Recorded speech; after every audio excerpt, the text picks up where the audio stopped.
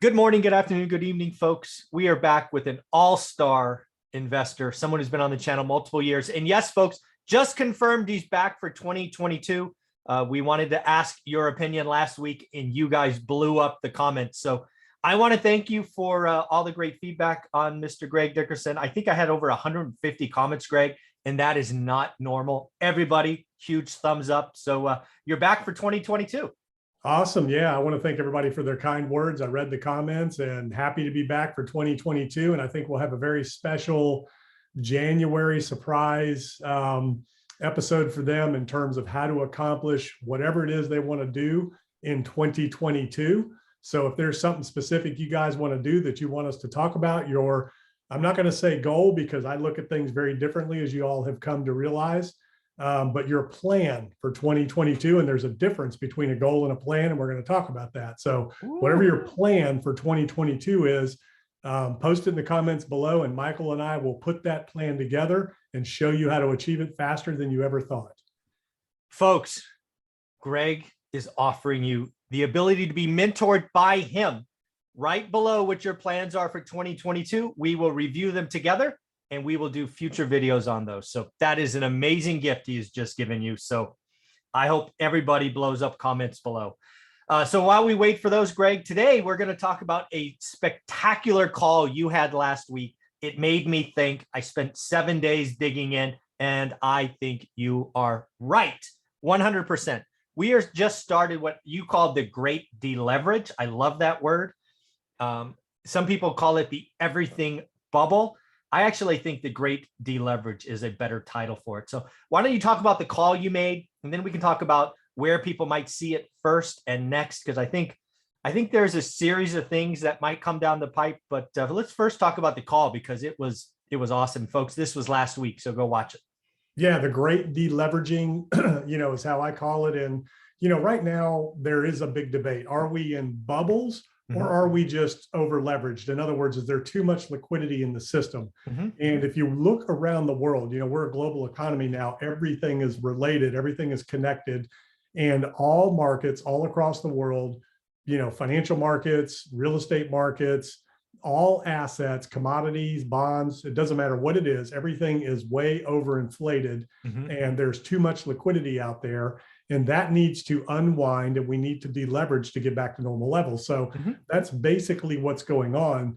Now, it'll be interesting to see how the Fed handles this, because they basically lost credibility with ignoring inflation, ignoring the consequences of the monetative easing and the fiscal policy that they've been on since March of 2020, because it does affect the world's global economy and the asset valuations that we have around the world. So we're going to see some deleveraging. We're already seeing it now, liquidity coming out of the system, asset prices reducing back to normal levels of valuations.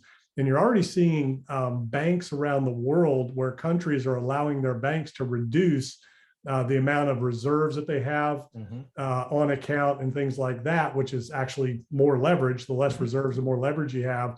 We're going to see those things start to change where, lending is going to tighten up, bank reserve requirements are going to increase, those types of things. It's an interesting time, very interesting week ahead with what the Fed is going to come out and say. I thought they would start raising rates this year. I was wrong about that, but I think it's going to come Q1 next year. I don't think it's going to be Q2, Q3. Wow. I think we're going to see something start Q1 next year.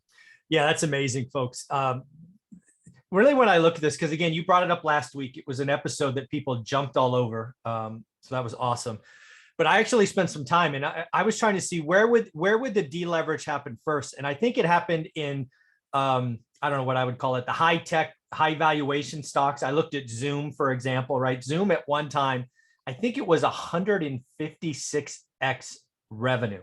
That is not normal, right? I've been in tech my whole life. That is not normal for the tech boom, right? The dot-com crash didn't see kind of those numbers. So we saw those, and they're down now to, I think, 28 or 29. So we saw a lot of that froth, or whatever you want to call it, exuberance taken out of some very big high flyers, like, even Robinhood and some of these other players. I think that's where you saw it first. We've obviously seen crypto. I think crypto's down again this morning, kind of pulling back. And again, crypto is interesting because of all the leverage that is in the system, right? The 100-to-1 that you brought to us a month ago is like frightening to think about. 100-to-1 leverage. No wonder there's $2.5 billion was lost 2 weekends ago or something. So again, there's a lot of leverage in the system, but as this ripples through and as the Fed tightens, there's actually 20 Fed or central banks meeting around the world this week. So it's not only the US, the biggest, Bank of England, Bank of Japan, all these others. So it is the monetary policy, the helicopter money is stopping. And the question is, how fast are they going to suck out excess reserve? So I think the great deleverage has started. Great call, but I think there's obviously a lot more to go. Yeah, it starts in risk assets. So for people watching, risk assets, so that's stocks, that's cryptos, anywhere the appetite for risk is high, that's where you're going to see the deleveraging, form first. And, we've already seen markets snap back a little bit from the first episode a couple of weeks ago when Omicron came out and everybody was kind of worried about that. That was an initial knee-jerk reaction to a potential, shutdown. It was an excuse, to start the deleveraging process, right, and kind of a trigger. And, how fast that will accelerate and how deep it will go, will largely depend on what the Fed, central banks around the world decide to do about it, what they can do about it, how that affects things. Now, some of it's going to be rotational and cyclical, like you said. You're going to see growth stocks, and you're going to see tech stocks and all those things start to rotate. It is the end of the year. Typically, we see a Santa Claus rally. Why do you see that? Well, number one, bonuses. It's bonus time. So how does Wall Street meet bonuses? You can see Wall Street behind me. How do they get their bonuses? Moving capital, cashing in, generating returns. You're going to see some liquidations for stock losses, for taxes, those types of things. You can sell stocks, you can sell cryptos at a loss, write that off, then you can buy them back in the first of the year. Crypto has less of a waiting period, I think, than stocks do.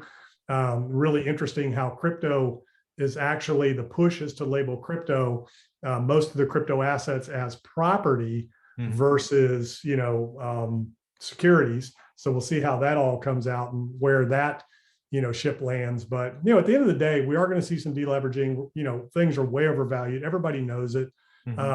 It's funny, there still are a couple of people out there calling inflation transitory. Oh my God. Come on now, people. It's transitory and, it's all supply chain shock, not demand driven, that's going on. Yeah. So we'll see what shakes out. Anybody who's still calling it transitory doesn't know how to read, right? I broke down the last CPI reading. Everything is rent, food, and gas, right? Or fuel, right? For heating and cars.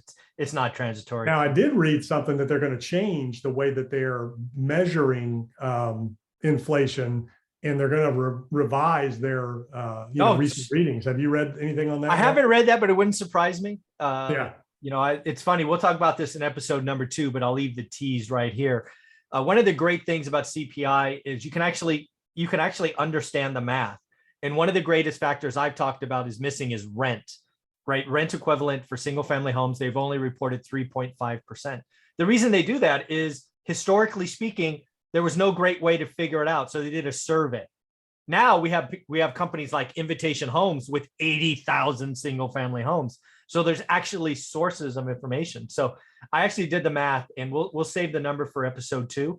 But let's just say CPI was not 6.8%. It was substantially worse. So and real inflation at the consumer level, like we talked about, I mean, it's got to be double digits, mid double digits, 15%, if not more. I mean, everybody who's listening, watching, and most of the realistic commentators around the world, I mean, all you got to do is step outside your house. It's everywhere. Yeah, it is. It is literally everywhere. It's just bad. And again, I remember it being a 70s kid, right? Where the fuel shortage or the fuel OPEC embargo, it's as bad as that, if not worse, right? Double digit inflation is not good. The difference is we have plenty of jobs. So, back then you had an unemployment situation too on top of it. So it's a different kind of a thing this time. And again, I'm not saying, markets are going to crash, world's coming to an end. Are we in bubbles? Absolutely, we're in bubbles. But the question is, when they pop, how far back do they go? And, what are we going to see? Crypto, for instance, generally has 80% pullbacks, every several years.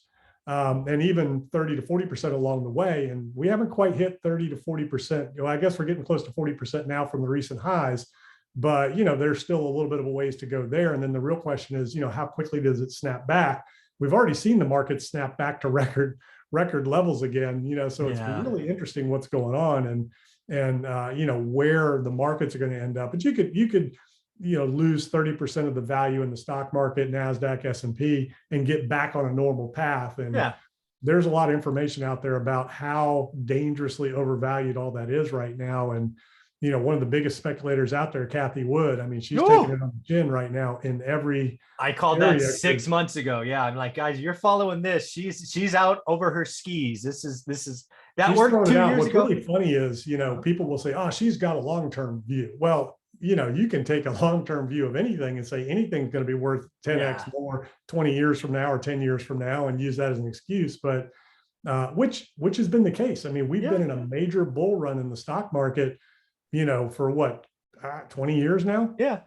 Yeah. So again, Kathy Wood is interesting because she's always talking about 5 years. I think it's permission for her to have bad years. I think that's it's a marketing scheme, right? She's picking stocks and frankly overpaying. She's got to be down 30% this year because everything she's touched has turned. 2 years ago, everything she touched turned to gold, and whatever the reverse of gold is, it's turned to lead now. Well, I mean, how does she make her money? Exactly.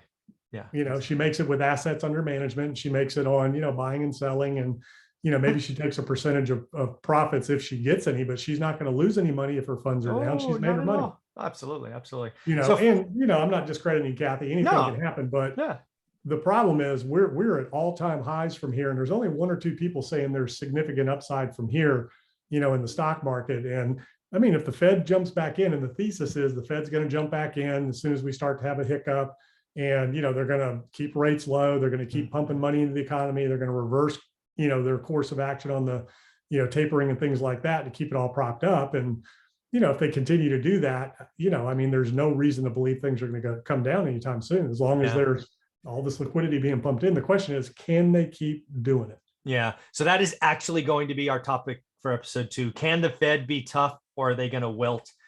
Greg, before we get to topic number 2, how can people follow you and get part of your world? Yeah, gregdickerson.com. That's where all my info is. YouTube, podcast, everything is there. Go check it out. Yeah, make sure you check him out because he covers lots of things that I do not.